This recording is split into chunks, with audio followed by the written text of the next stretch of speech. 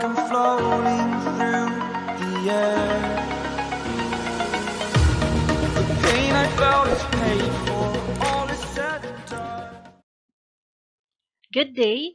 In this video, we will talk about the grade 9 lesson, but before that, kindly follow me on my Facebook page and subscribe to my YouTube channel. Thank you!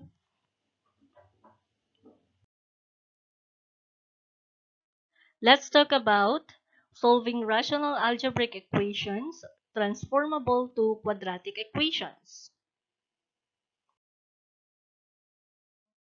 First example, a over 3 plus 1 over a is equal to 19 over 12. Okay, in solving this given rational expression and to transform this into quadratic equation, first is to find the LCD of 3 and a. So let us just multiply 3 times a. The answer is 3a. And then copy the second rational expression, which is 19 over 12. Next is to divide this 3a to 3. So 3a divided by 3 is a times a, that is a squared, or a times a. And then 3a divided by a is 3 times 1. So isulat natin 3 times 1. And then kopyahin lang natin yung addition symbol. Next is to simplify this resulting equation. A times a is a squared. And 3 times 1 is 3. Copy the denominator 3a. And then kopyahin lang natin yung nasa right side ng equation. Next is to apply the process of cross multiplication. So, i-cross multiply natin ang a squared plus 3 sa 12 at 3a sa 19. So, magiging 12 times a squared plus 3, naglagay lang tayo ng open and close parentheses, equals, don't forget the equal sign, 3a times 19. Okay, next is apply the process of distribution or distributive property. Let us distribute 12 to a squared and positive 3. So this will now become 12a squared plus 36 because 12 times a squared is 12a squared and 12 times positive 3 is positive 36. And then 3a times 19 is positive 57a.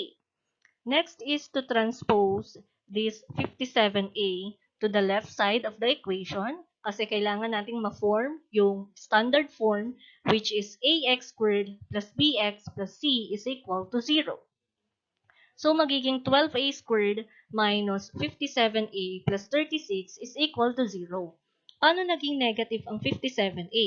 Because when we transpose this monomial to the other side of the equation, the sign which is positive will now become negative.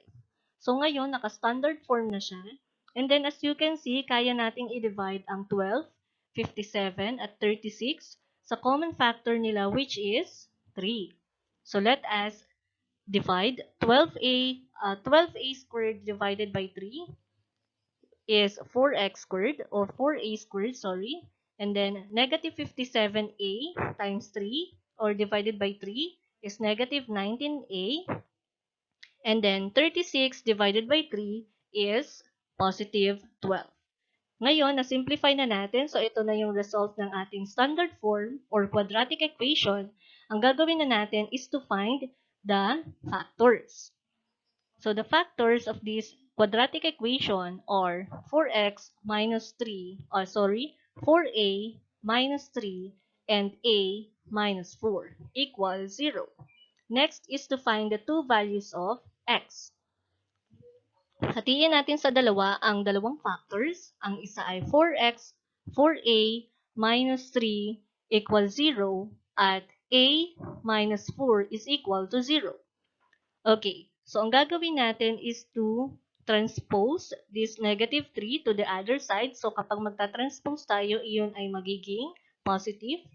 So magiging 4a equals positive 3. Next, ganito naman yung gagawin natin sa right side, or dito muna tayo sa left side. 4a equals 3. So, magiging 3 divided by 4. Since we cannot divide 3 by 4, the final answer is x sub 1 or a sub 1 is equal to 3 over 4 or 3/4. And then, sa pangalawang value ng x, tinranspose lang natin ang negative 4. So, the value of a squared or a sub 2 is equal to positive 4. Another example, 6 over x plus x minus 3 over 4 is equal to 2. Again, the first step is to find the LCD of these two denominators. So, kapag hindi natin alam ang LCD, we will just multiply x by 4. Palaging una ang constant. So, this will now become 4x. And then copy the whole number which is 2. Next, 4x divided by x is 4 times 6, that is 24 or 4 times 6. And then 4x divided by 4 is x and then multiplied it by x minus 2. Okay, next is to simplify the resulting equation. So 4 times 6 is 24 plus x times x is x squared and positive x times negative 3 is negative 3x. Next is to copy the denominator which is 4x and then yung whole number na 2 ay gawin nating fraction by simply writing 1 as the denominator para pareho ng fraction ang left side ng equation at yung right side. Next is to apply the process of cross multiplication. I-multiply natin ang 24 plus x squared minus 3x sa 1 at i-multiply ang 4x sa positive 2. So, ganyan yung kalalabasan niya. Don't forget the equal sign. And then, let us now apply the process of distributive property. So, this will now become this one. 1 times 24 is 24. 1 times positive x squared is x squared. Okay lang na hindi natin lagyan ng 1. Ganun pa rin yun. And then 1 times negative 3 is negative, 1 times negative 3x is negative 3x. And then equals 4x times 2 is 8x. Next is to transpose 8x to the left side of the equation and then sa right side maglalagay na lang tayo ng 0. So the resulting equation will now become this one, 24 plus x squared minus 3x minus 8x. Again, ang positive 8x sa right side, kapag inilipat o tinranspose sa left side ay magiging negative 8x. Next is to combine like terms. Or pwede nating ayusin into standard form. So inuna natin yung may exponent o may pinakamataas na exponent which is 2. Hindi magbabago yung sign kasi nasa left side pa rin siya ng equation. X squared minus 3x minus 8 plus 24 is equal to 0. Let us now combine like terms. Since pareho may variable x ang negative 3x at negative 8x, isolve natin yung negative 3x minus 8x. So, since tulad sila ng sign, pagsasamahin natin sila or i-add, which is magiging negative 11x. So, the result will be this one. X squared minus 11x plus 24 is equal to 0. Ngayon, meron na tayong standard form. Next is to find the factors of this trinomial. The factors of this trinomial are x minus 3 and x minus 8. Because x times x is x squared, negative 3 times negative 8 is positive 24, and negative 3 plus negative 8 is negative 11. Ngayon, hatiin na natin sa dalawang equation ang dalawang value ng x. First, x minus 3 is equal to 0, and then the second, x minus 8 is equal to 0. We will just transpose negative 3 to the right side. Kapag magta-transpose, mababago yung sign ng given constant. So, the final answer for the x sub 1 is equal to positive 3. And the value for the x sub 2 is equal to positive 8. Let's have this example. 1 over y plus 1 over y plus 1 is equal to 7 over 12. Okay, let us find the LCD of y and y plus 1.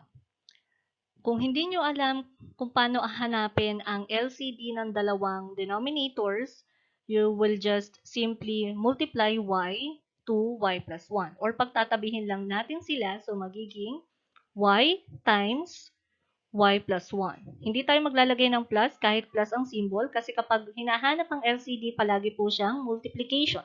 And then copy the right side, so magiging 7 over 12. Next, let us divide this denominator to y.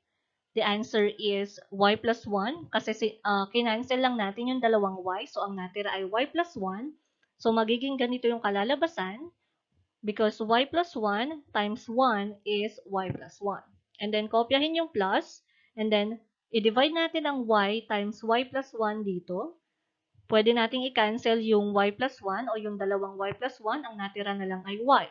And then y times 1 is equal to y or 1y. Pwede, pero ilagay na lang natin as y. And then next, let us now simplify. Pwede nating pagsamahin ang y at ang isa pang y, so magiging 2y. Because 1, kapag wala tayong nakikitang number, that is 1. 1 plus 1 is 2, and then copy the variable y, and then kopyahin lang natin yung plus 1. Ganon din yung denominator at yung nasa right side, kopyahin lang natin. Next is to apply the process of cross multiplication. I-multiply na natin ang 2y plus 1 sa 12, ganon din ang 7 sa y times y plus 1. So, magiging 12 times 2y plus 1, ito yun, equals 7 times yung y times y plus 1 ay dinistribute na natin. So, y times y is y squared, and then y plus times positive 1 is y. Next is to distribute 12 to 2y and positive 1. So this will now become this one.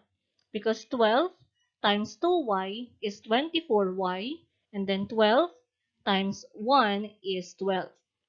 Equals 7 times y squared is 7y squared, and 7 times positive y is positive 7y. Next is to transpose 7y squared plus 7y to the right side of to the left side of the equation.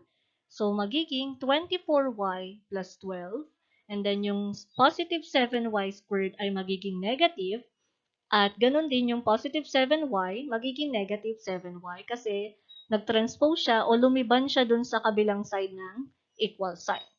Next is to arrange this into standard form.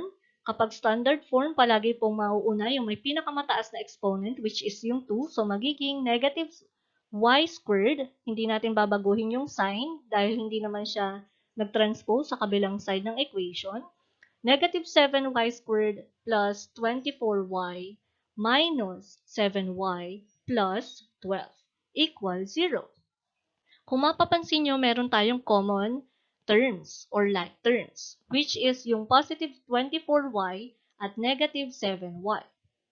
Ang gagawin natin, since magkaiba sila ng sign, we need to subtract 24 by 7.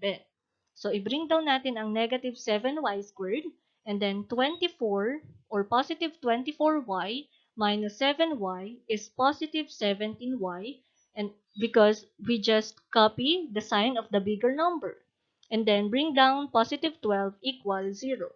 Next, kapag naghahanap tayo ng standard form, kailangan po positive ang sign ng ax squared. So, paano ba natin yun gagawin? Ang gagawin lang natin is to divide the whole equation into negative 1.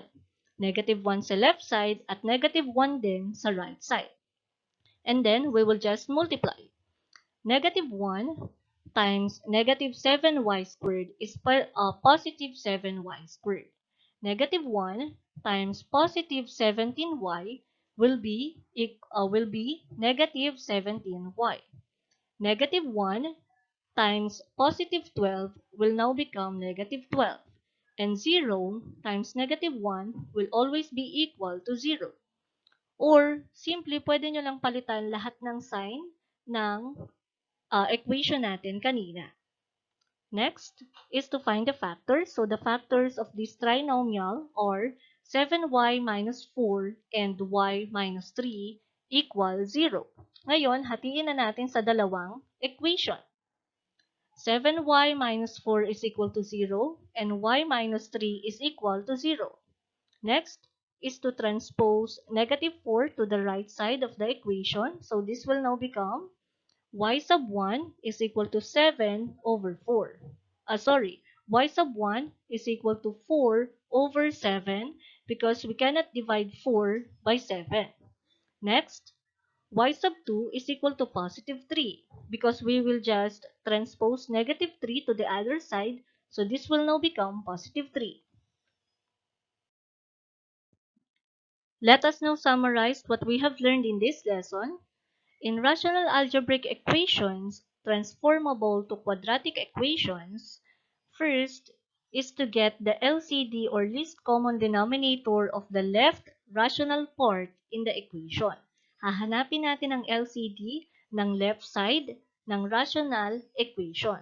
Next is to simplify the resulting rational algebraic equations. So, isi-simplify na natin kapag nakuha na natin yung LCD. Next is to cross multiply. Next, write the resulting quadratic equation in standard form. Again, the standard form is ax squared plus bx plus c is equal to 0. And then last, find the roots of the resulting equation using any of the methods of solving quadratic equations na natutunan nyo last time. It's either extracting square roots, or completing the square, or finding the quadratic formula, or you will just have to try factoring in finding the roots of the equation.